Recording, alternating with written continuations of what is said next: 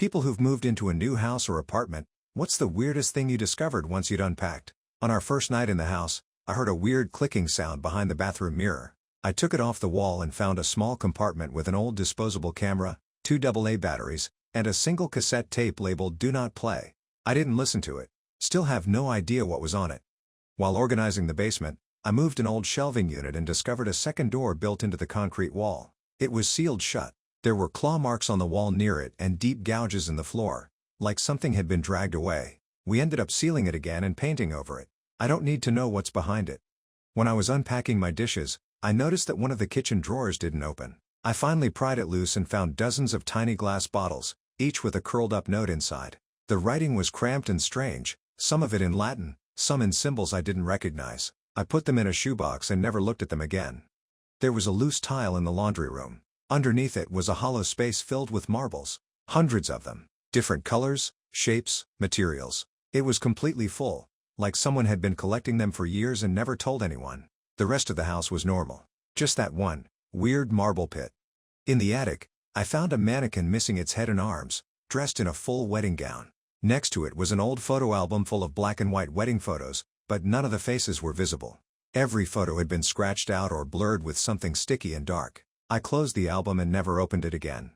Underneath the carpet in the upstairs bedroom, there was a giant, hand-painted compass on the hardwood floor. It looked professionally done. Perfect circles, angles marked precisely. The weirdest part was that it was aligned exactly with true north. No idea who made it or why. The previous owners left a piano in the living room. When we finally plugged it in, it played on its own for a few seconds and then shut off. We figured it was a malfunction, until it started doing it every night at the same time. Always the same 6 notes. We had it removed, but sometimes I still hear the melody faintly at 9:14 p.m. Behind the water heater, I found a shoebox wrapped in duct tape. Inside were baby teeth. Dozens of them. Human ones. All labeled with names and dates. I checked with the neighbors and they said the last owner was quiet but polite. That's all they would tell me. In the garage rafters, I discovered a wooden crate filled with sand, and buried inside it was a perfectly intact doll, Victorian-style dress, porcelain face, and glass eyes that followed you no matter where you stood. The crate was nailed shut again and now lives at the back of the garage with several cinder blocks on top of it. While cleaning out the hall closet, I noticed that the coat hooks were actually screwed into a wooden panel that didn't match the rest of the wall. I removed it and found a tiny crawl space with a single chair, an unplugged lamp, and dozens of old fast food receipts taped to the wall, all from the same location, all dated between 2 and 3 a.m. I peeled back some wallpaper in the living room and found murals underneath. Detailed scenes from fairy tales, but they were twisted. Red Riding Hood was dragging the wolf's body. Cinderella was standing over a smashed clock. Beautifully painted, but disturbing. I covered them back up and moved a bookshelf in front of the wall. In the bedroom closet, behind the shelf, was a hole in the drywall. Inside was a stack of Polaroid photos of the house from decades ago. Every photo had a red circle drawn somewhere, on a doorway, a light switch, even the toilet tank. No idea what the circles meant. I stopped flipping through after the 10th one. Someone had scratched messages into the underside of the kitchen drawers. Things like "She knows. It comes at night, and don't use the 3rd stair. There are only 2 stairs in the entire house." I replaced the drawers without reading the rest. When we moved the fridge, we found a tiny notebook wedged behind it. It was filled with handwritten apologies addressed to someone named Jeremy. Each one dated weeks apart, with different handwriting styles. I don't know who Jeremy is, but I put the notebook back and left it there. People who've had their identity stolen, what was the first clue that something was off? I was denied a mortgage pre-approval because of a loan I had supposedly defaulted on in Idaho. The thing is, I've never even been to Idaho. When I looked into it, someone had opened an auto loan in my name and never made a payment. The car? A bright yellow Hummer. My credit report looked like a used car lot exploded. I tried to renew my library card and was told I owed $748. Apparently, someone had rented over 100 DVDs from various branches using my name and never returned a single one. The weirdest part? Every movie was zombie-related.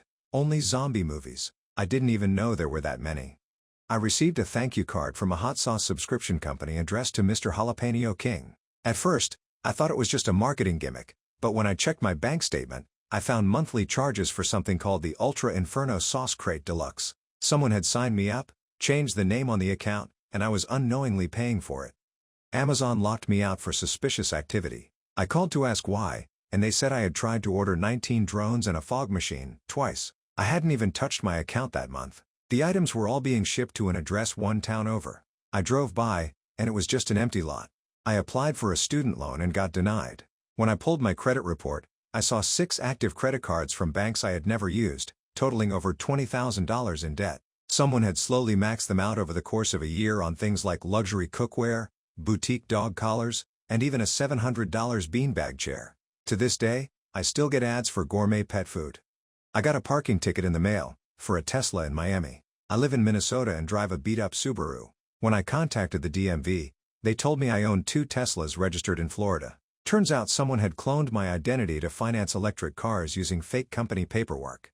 I walked into my regular coffee shop and the barista asked if I wanted my usual triple mocha caramel swirl. I always order black coffee. Turns out someone had registered a rewards card under my phone number in a different city and visited that location over 300 times. They even used my birthday for their free drink.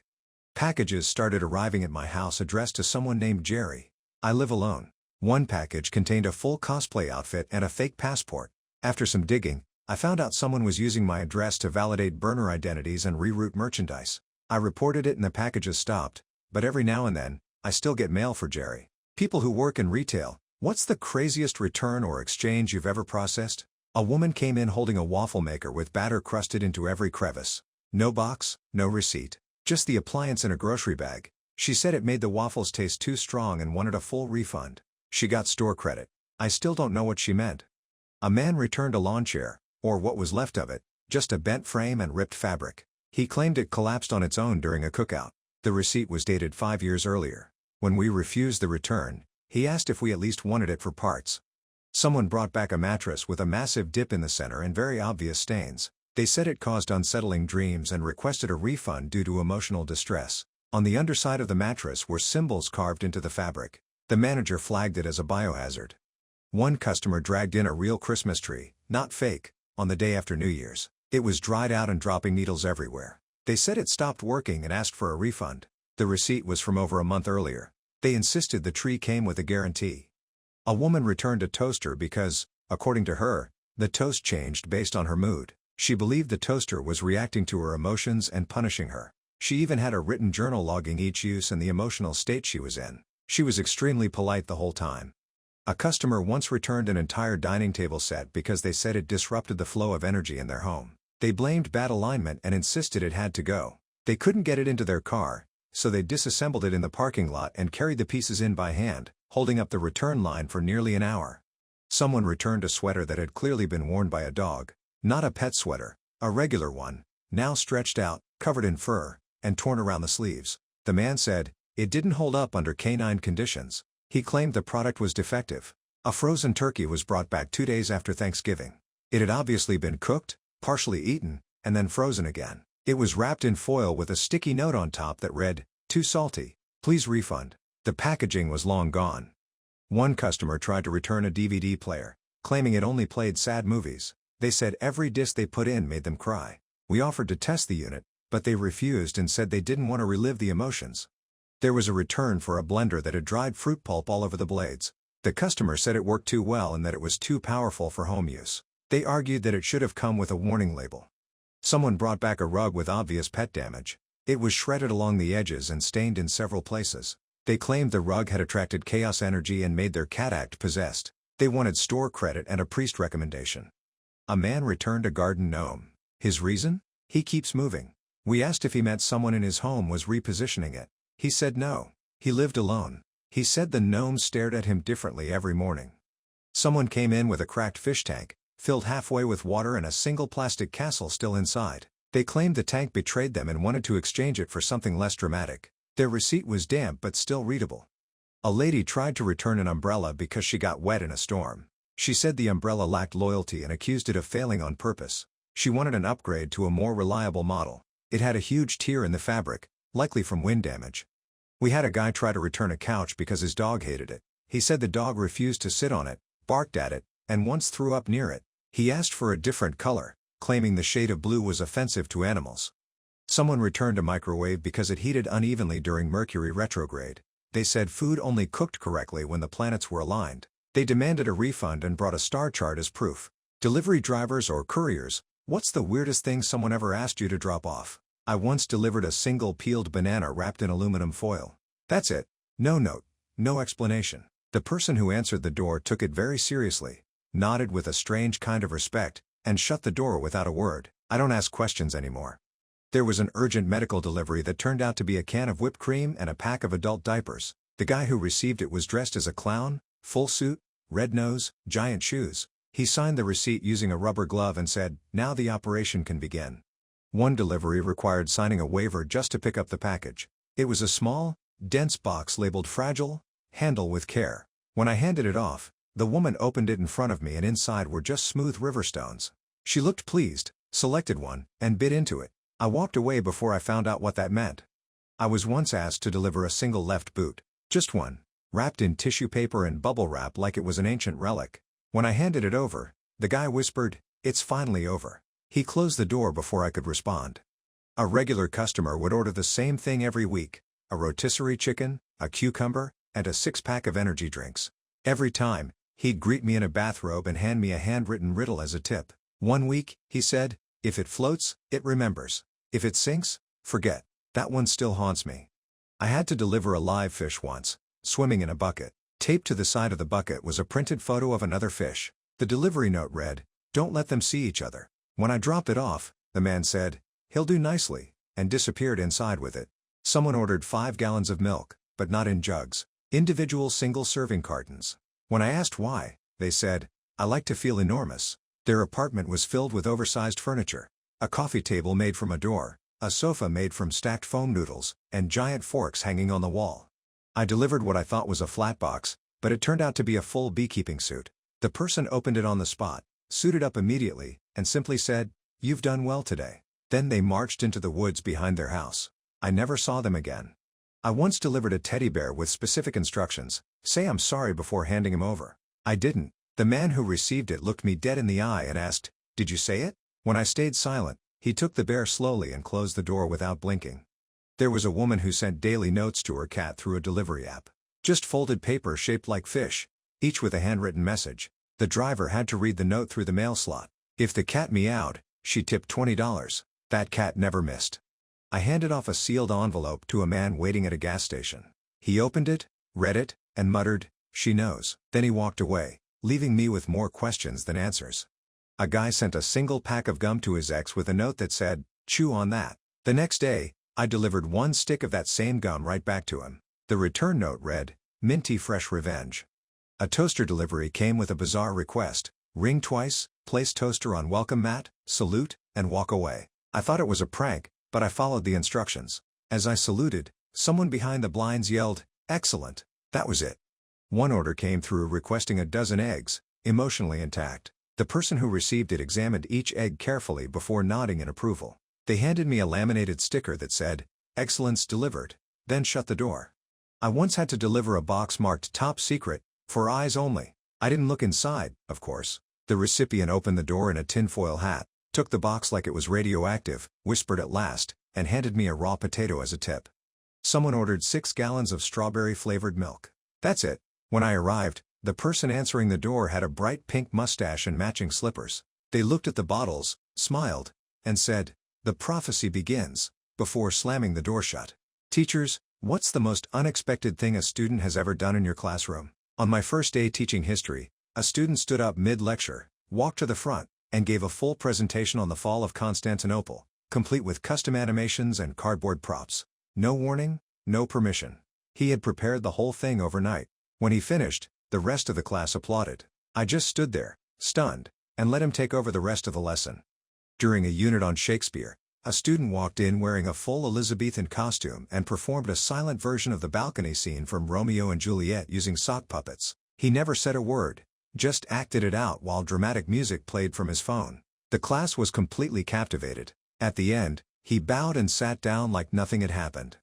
In the middle of a math lesson, a student raised their hand, walked up to the board, and solved the quadratic equation 3 different ways: factoring, completing the square, and using the formula. Then they turned to the class and asked, "Any questions?" I honestly didn't have any. They explained it better than I did.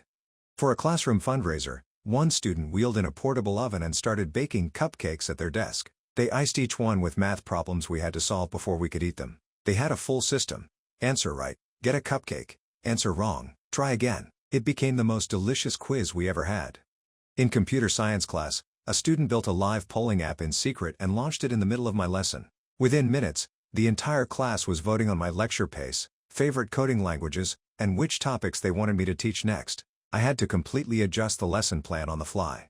During a biology lab, one student flew a drone around the room that mapped temperature and humidity in real time. It projected the data as a heat map on the board and revealed things like leaky vents and hot corners. It wasn't even part of the assignment. He just wanted to see if he could do it. Halfway through a chemistry lesson, I heard music coming from a backpack. It was Beethoven. No one admitted to it, so I investigated and found a digital piano inside. One of the students pulled it out and started playing live while another joined in on the classroom keyboard. Without missing a beat, we all took a break for an impromptu concert. One of my students, who had never spoken in class due to selective mutism, raised their hand during poetry reading. They walked to the front of the room, pulled out a tablet, and used a text-to-speech app to perform an original poem. The voice was robotic, but the poem was so personal and beautiful that the room went completely silent. Several classmates were crying by the end. On a day we had set aside for random acts of kindness, a student asked me to stop the lesson. They passed out handwritten notes to each classmate, listing something kind or inspiring about them. Then they handed one to me. The room was completely quiet while everyone read their note. It was the most moving moment I've ever experienced as a teacher. Once during a spelling test, a student asked to be excused. When they returned, they were wearing a homemade superhero costume and insisted on spelling each word in character. The class loved it. I let them finish the test like that, cape and all. They aced it. A student once brought in a live lizard in their hoodie and didn't tell anyone until halfway through the day. The lizard crawled onto their desk mid-lecture. They calmly picked it up and said, "This is Mr. Peppers. He likes history." Then they tucked him back into the hood and continued taking notes. Another student somehow programmed the classroom smartboard to display a countdown timer and projected the words "launch sequence initiated" during a quiz.